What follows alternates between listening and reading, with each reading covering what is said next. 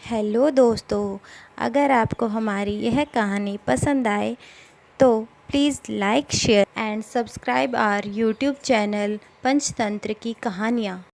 एक बार दो आदमी एक मंदिर के पास बैठे गपशप कर रहे थे। वहाँ अंधेरा छा रहा था और बादल मंडरा रहे थे। थोड़ी देर में वहाँ एक और आदमी आया और वह भी उन दोनों के साथ बैठकर गपशप करने लगा। कुछ देर बाद वो बोला, उसे बहुत भूख लग रही है। उन दोनों को भी भूख लगने लगी थी। पहला आदमी बोला, मेरे पास 3 रोटी हैं। दूसरा बोला, मेरे पास 5 रोटी हैं। हम तीनों मिल बांट कर खा लेते हैं। उसके बाद सवाल आया कि 8 रोटी 3 आदमियों में कैसे बांट पाएंगे। पहले आदमी ने राय दी कि ऐसा करते हैं कि हर रोटी के 3 टुकड़े करते हैं, अर्थात 8 रोटी के 24 टुकड़े। हम तीनों में 8-8 टुकड़े बराबर बट जाएंगे।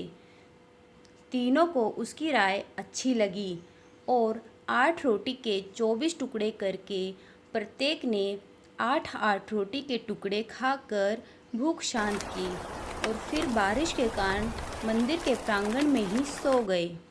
सुबह उठने पर तीसरे आदमी ने उनके उपकार के लिए दोनों को धन्यवाद दिया और प्रेम से 8 रोटी के टुकड़ों के बदले दोनों को उपहार स्वरूप 8 सोने की गिन्नी देकर अपने घर की ओर चला गया।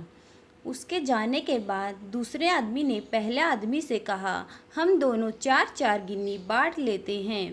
पहले आदमी ने कहा, नहीं नहीं, मेरी 3 रोटी थी, तुम्हारी 5 रोटी थी, अतः मैं 3 गिन्नी लूँगा और तुम्हें 5 गिन्नी रखनी चाहिए। इस पर दोनों में बहस होने लगी। इसके बाद वे दोनों समाधान के लिए मंदिर के पुजारी के पास गए। पुजारी जी से प्रार्थना करने लगे। पुजारी जी भी असमंजस में पड़ गए। दोनों दूसरों को ज़्यादा देने के लिए लड़ रहे हैं। पुजारी ने कहा, तुम लोग ये गिन्नियाँ मेरे पास छोड़ जाओ और मुझे सोचने का समय दो, मैं कल सवेरे जवाब दे पाऊँगा। पुजारी मन ही मन सोचने लगा कि इन आदमियों की बात ठीक है। 3 गिन्नी तो 3 रोटी वाले को मिलनी चाहिए और 5 गिन्नी 5 रोटी वाले को मिलनी चाहिए। फिर भी वह गहराई से सोचते सोचते गहरी नींद में सो गया। कुछ देर बाद उसके सपने में भगवान प्रकट हुए तो पुजारी ने सब बातें बताई और न्यायिक मार्गदर्शन करने की प्रार्थना की कि मेरे ख्याल में 3-5 बंटवारा ही उचित लगता है। भगवान मुस्कुरा कर बोले, नहीं, पहले आदमी को 1 गिन्नी मिलनी चाहिए और दूसरे आदमी को 7 गिन्नी मिलनी चाहिए। भगवान की बात सुनकर पुजारी अचंभित हो गया और अचरज से पूछा, प्रभु ऐसा कैसे?